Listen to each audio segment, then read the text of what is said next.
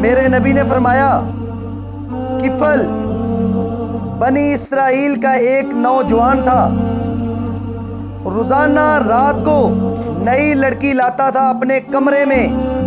ایک رات ایک لڑکی کو 60 دینار میں لے کر آیا۔ 60 دینار لاکھوں روپے بنتا ہے آج کا۔ دروازہ بند کیا، اس کو مڑ کے دیکھا، وہ رو رہی تھی۔ تو کفل نے کہا میں زبردستی تو نہیں کر رہا، سودا کیا ہے۔ اس نے روتے ہوئے کہا کفل عزت دار ہوں، پیشہ ور نہیں ہوں۔ غربت نے یہاں تک پہنچایا ہے کہ عزت بیچنے پہ مجبور ہو گئی ہوں۔ اس نے کہا کفل عزت دار ہوں، بھوک نے جسم بیچنے پہ مجبور کیا ہے۔ تو کفل رونے لگا، کہنے لگا میری بہن جس عزت سے آئی تھی اسی عزت کے ساتھ چلی جا، اور میرے لیے دعا کرنا کہ میں بہت درندہ انسان ہوں، اور جو تجھے پیسے بڑی رقم دی ہے لے جا، تجھے ہدیہ ہے۔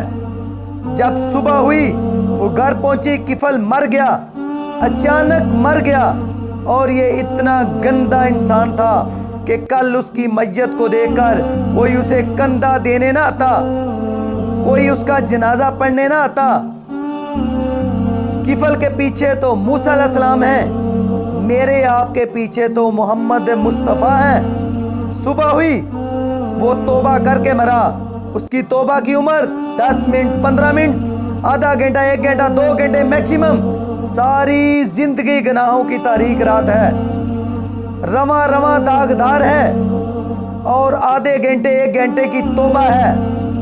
صبح جب لوگوں نے دیکھا تو کفل کے مین گیٹ پہ لکھا ہوا ہے ان اللہ قد غفر للکفلہ، لوگوں اللہ نے کفل کو معاف کر دیا ہے۔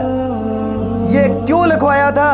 یہ اس لیے لکھوایا تھا کہ ہم کفل کو معاف کر چکے ہیں، جاؤ اس کے غسل میں، دفن میں، جنازے میں شرکت کرو، عزت کے ساتھ ہمارے پاس پہنچاؤ۔ یہ میرا اللہ ہے، یہ میرا اللہ ہے، یہی میرا اللہ ہے، رحیم و کریم رحمان۔